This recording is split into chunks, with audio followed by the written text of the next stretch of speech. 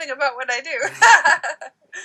I've looked into a lot of your sensor use, and I really enjoy it. It's a really interesting inclusion in your composition, and I really want to see. I mean, most of my questions are about your career and where you aim to go. I know I'll cover some of Waterbirds also, but really I want to see like where you want to aim to use this sensor in your music in the Ah. future.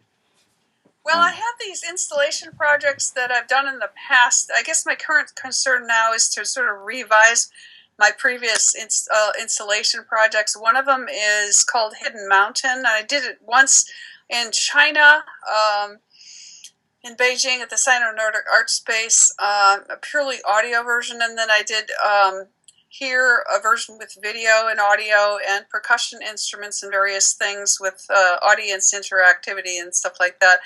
And it used an older system with sensors. The original one in China was just photocells hooked into the NOTAM device for analog to MIDI conversion and then going into Maximus P. But then we developed this collaboration here with these computer science department, and we did a lot of research, which I don't know if you saw those papers, but we published some papers on that about using programming wireless sensor networks for that kind of thing. Mm-hmm. And I did a version of it in the Studio Theater here in Cohen that used that kind of wireless sensor networks thing.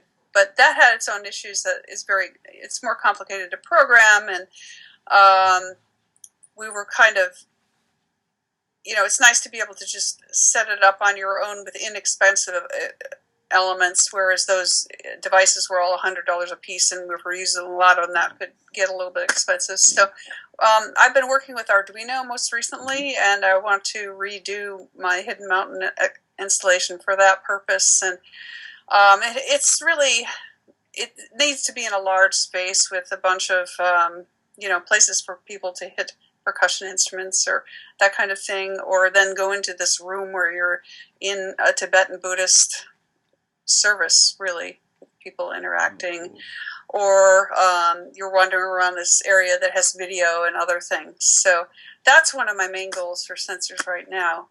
And then I had also I want to do something different, but along the same lines with the African materials that I collected recording in Uganda a few years ago. So those kind of installation things are my biggest interest right now. I also like performance, stuff like Waterbirds and all that, because it can really add so much to the performance, or even the development of compositions. Even if you ultimately decide, well, I don't need the sensors anymore, the process of composition is so much aided by sensors and a new way of looking at things, a new way of interacting with the technology, that you get different ideas that you just wouldn't have had before, which is really nice. So I want to keep exploring all those things with instruments too. Yeah. If I could just ask a clarifying question, that's really interesting. Is there maybe something specific you could talk about that gave you an idea from, I guess you're talking about the interaction of the movement interacting with the sensor and then that triggering things in a different way? For sure. Yes, I mean, in Waterbirds is a perfect example, actually, because the idea of 4 sensors picking up the performer's movement really gave rise to the 4 levels of signal processing that happen with these spectral delays, and her movements that would, turn things on or off, and what kind of material she would feed into those, all came from that kind of setup. And I'm sure the piece would have been completely different if we didn't start with that, In fact, we changed it many times. The first time I did it, I think it was just around the room. It was with Esther Lamneck and Tornado, Esther Lamneck and Elizabeth McNutt. And there were just 2 performers, and they weren't, there was no table or anything. It was a completely different setup. And then I did a related piece called Butterfly Mirrors that has this similar kind of score, but that one was, actually that ended up not using sensors at all, but it did use sensors in the early stages, and that affected the conception of how the sound would be processed and when and why, because if it's helpful to have a focus. Okay, you can do everything with technology, but if you have a specific constraint, it actually helps you. Yeah. Great. Can I take you back to your roots? I want to learn a little bit about your Oh, background as well. Is that okay? sure, absolutely. Well, I started off playing the piano when I was 10, and I think that's probably well, I really loved it. I mean, no one had to tell me to practice. I just loved playing the piano, and I really for a long time, I thought I wanted to be a pianist. And then I got interested in rock, and I played the drum set. Awesome. And I was in a rock band for a little bit. But then I decided, well, I'm never going to be able to do these really interesting things that I want to do in rock, which maybe wasn't true, but for the most part it was. So I took this electronic music course at University of Illinois, which just, this is it. This is what I want to do. So, and then I decided, well, I have to, get all this composition background if I'm going to do that. So I decided I liked it more than playing the piano because I had actually a lot of performance anxiety, and when I could just sit and compose, Yeah.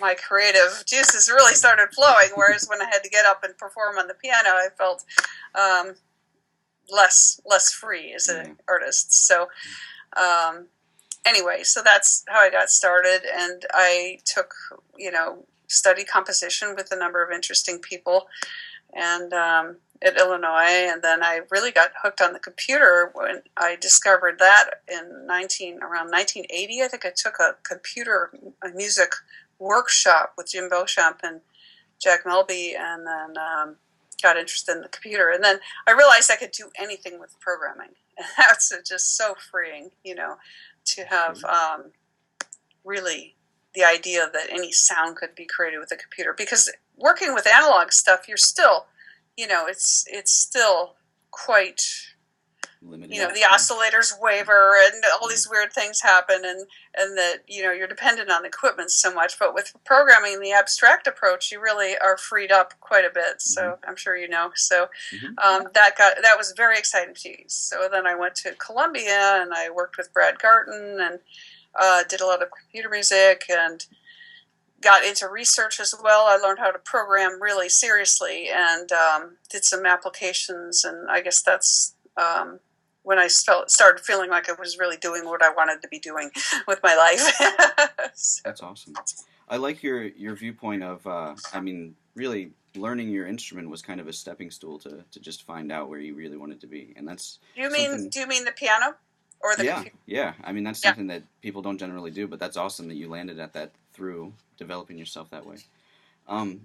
So you mentioned a few people that you'd had influence through. So my question is, who do you think is the foundational figures of your musical career? Who did you draw strongly from when you just listened or researched people? Who do you think influenced you the most? Well, one of my big influences was Xenakis, and maybe my music doesn't really sound like his, but the whole stochastic and probabilities idea was really influential to me, and I liked his attitude, and although I guess he wasn't always the most friendly person, he really thought for himself. He thought about what he wanted to do. It could be take the input of science and mathematics, and he wanted to really be honest about his music rather than some of the things that come before, which had been maybe more based on theories that weren't actually impacting on how people were actually listening.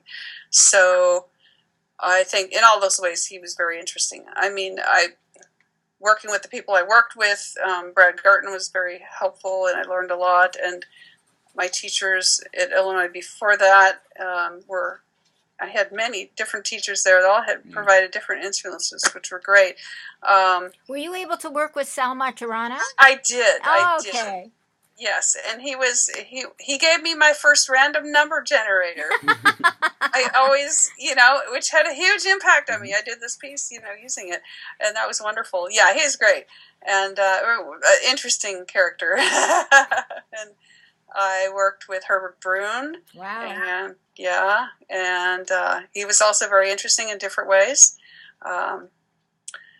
and I studied with Morgan Powell too, and Heidi von Gunden was there. She was an influence in a different way. I took her theory class, and then she was involved with Zen at that time, so I got interested in meditation and things like that too. And did your friendship with her lead to interest in Pauline's work? Yes, it did. It did. Yeah, because she had written that book about Pauline. Yes. So then I got to know about Pauline's music, and that was wonderful. And she has also been a very huge influence. Been to her deep listening retreats, and they're just absolutely wonderful experiences. I went to the deep listening conference a couple of years ago and did water birds there, and that was wonderful too. She's just a phenomenal person and musician. So, Paul Lansky was very influential to me when we collaborated on the software. He did CMix, and I did an interface to that, and his music was really different for me because it was different from the other stuff I was influenced by, and I really found it wonderful and very honest kind of music.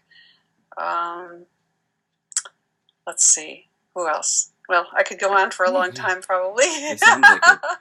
Well, one of my questions was about sort of that. It was just, how has your academic life changed your music or your composition? But it sounds like really you had networking immensely influence your experience. So I guess my question is, how did you take away your academic life, meaning both your degrees and now also being a professor? How did that influence your composition? Did it change your mindset? Wherever I have been has had a big influence of what I've been doing. Especially I'm at CCM. There's wonderful performers. I can collaborate with people who can play so well and do these amazing things. And some of them are interested in composition too. Alan Oddie and I did a bunch of creative work together where we co-composed pieces, and that was really interesting. Okay. Percussion and electronics. I wrote a piece for Tim Northcutt, the tuba player, who is really wonderful here, and that was a great opportunity, and it's been played a bunch of places. So, I think wherever I've been,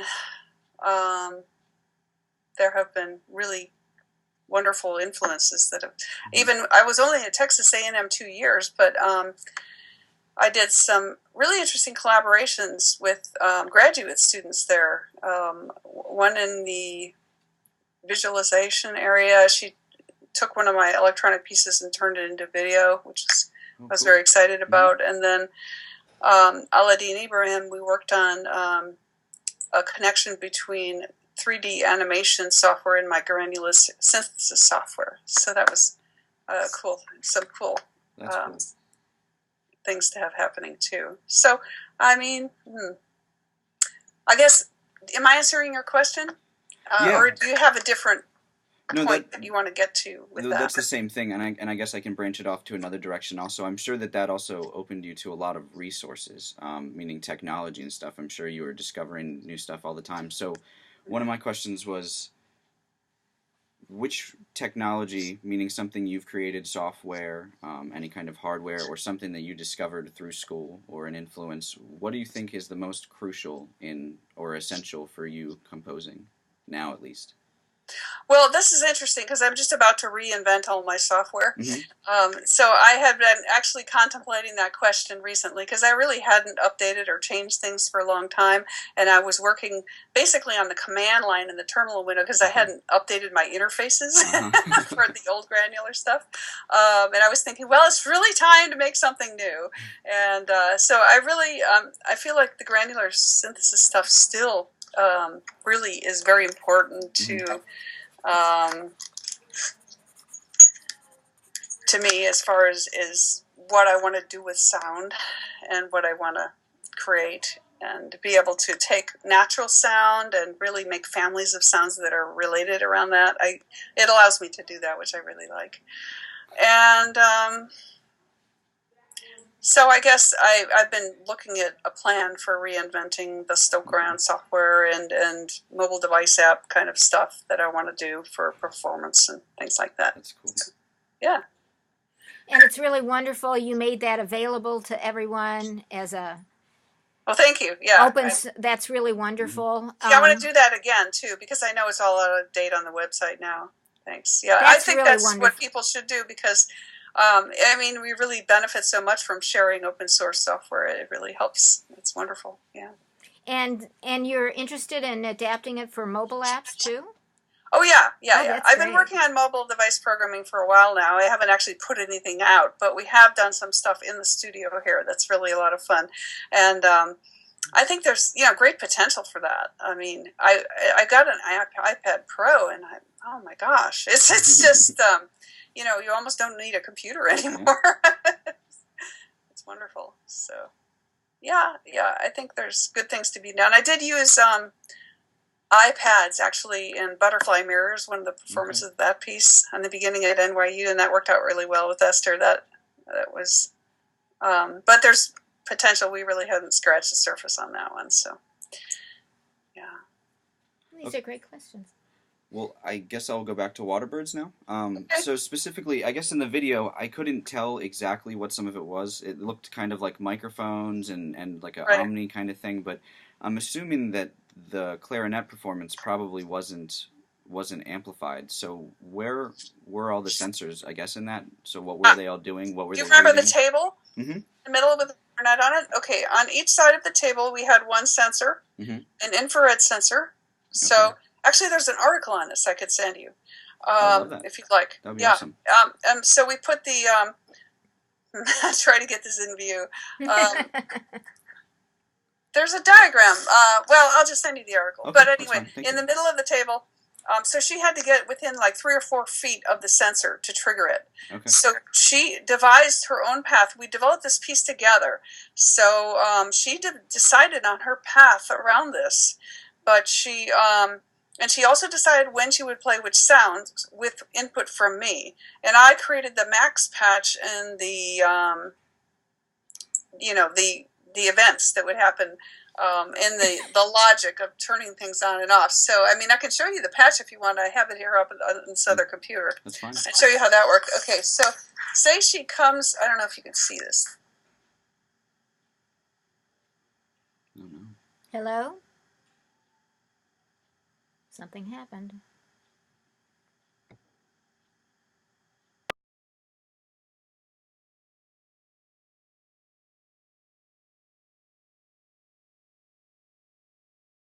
No. It's all your fault. Yeah. Right. What happened? Okay, are we back? My video There. went off. I don't know why. Oh, her video. My video turned off. I wonder if there's some weird thing about you can't do this with 2 Macs. I don't know. Anyway, do you see that? Mm-hmm. Okay.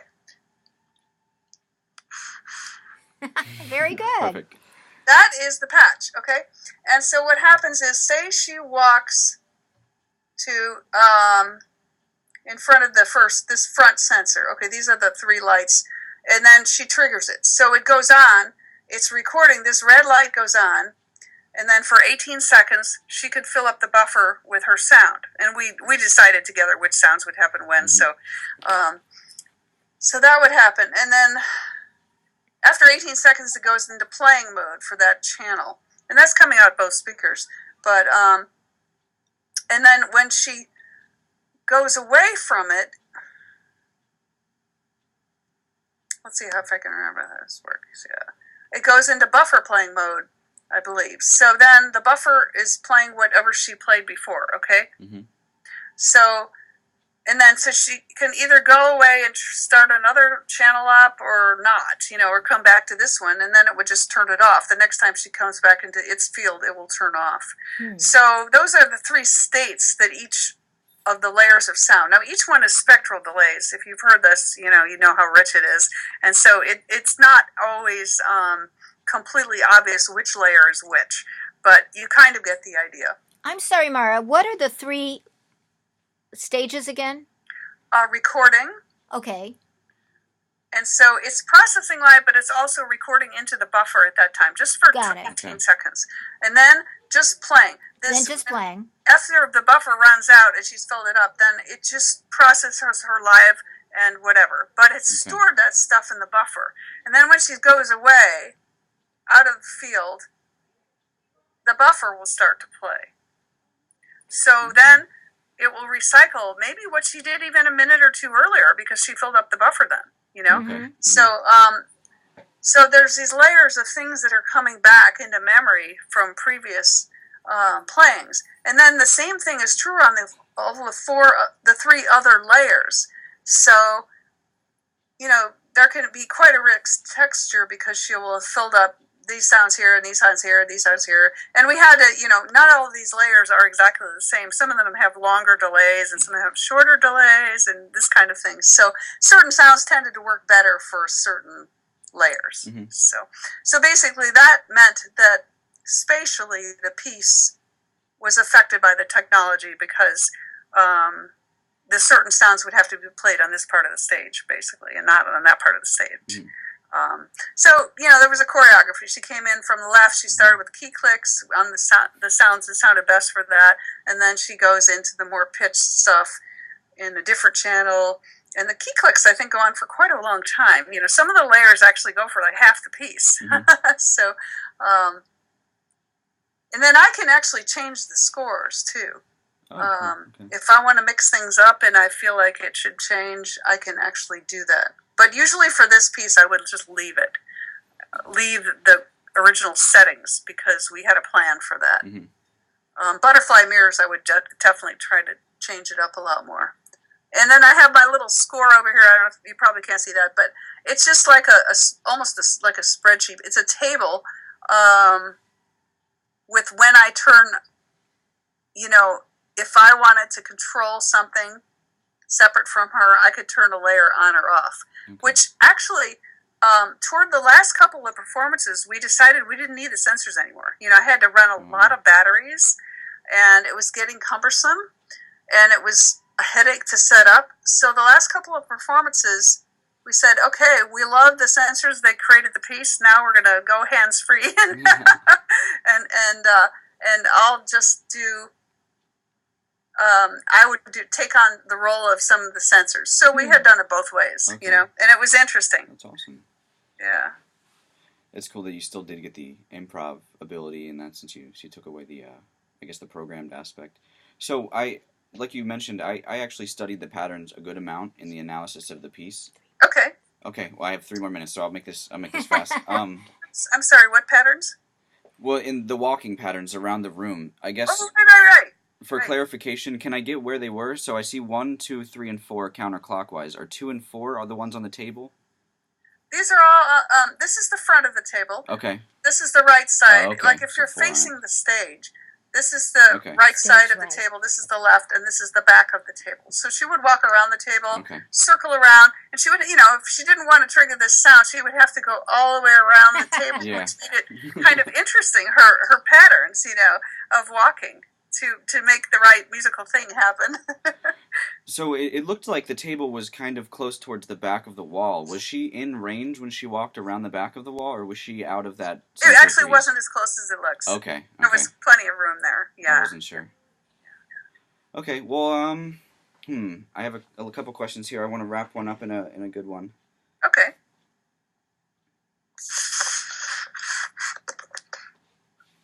So you're looking to reinvent. I guess this is more of a philosophical question. Where do you want your music to be after you reinvent the wheel of all your? Once you have a new foundation, where do you want to build it? Well, I think the original was really not very oriented towards real-time music, and what I've been doing is recently for interactive pieces, I've been recording. I mean, just processing a lot of stuff ahead of time and then putting it into a max patch and then processing it with another level live, but a simpler level. What I'd like to do is to be able to do all of that live. And so then I have really much more control. And the computers are fast enough now that I could probably do almost that. I would like to have both, you know, but I would like to have the real-time aspects be more powerful than, you know, almost as powerful as all the original Stokeran stuff in the live context with control. So, I mean, I want to be able to perform stuff.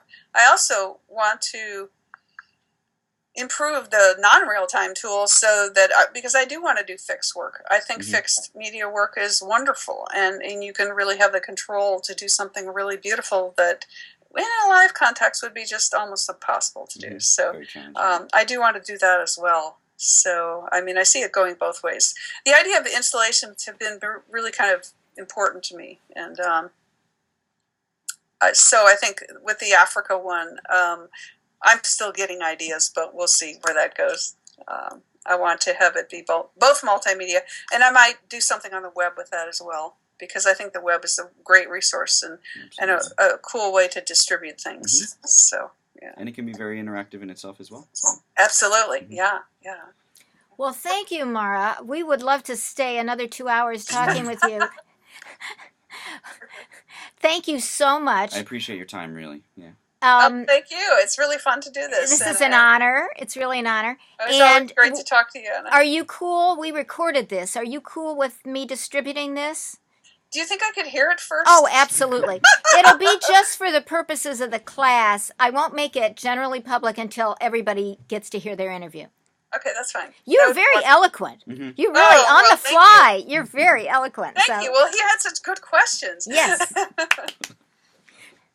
Okay, and obviously, Zach, if you need some help, he might be contacting you. And I will. Feel free to. If you send him that article, that'd be fabulous. I can send you an email so you have it, and then you can just return it to me. That would be great. Yeah. Thanks. A good reminder would be helpful. All right. Thanks again. That was fun. Thanks, Mara. Absolutely. It was great meeting you. Take care. Yeah. Bye-bye. Bye-bye.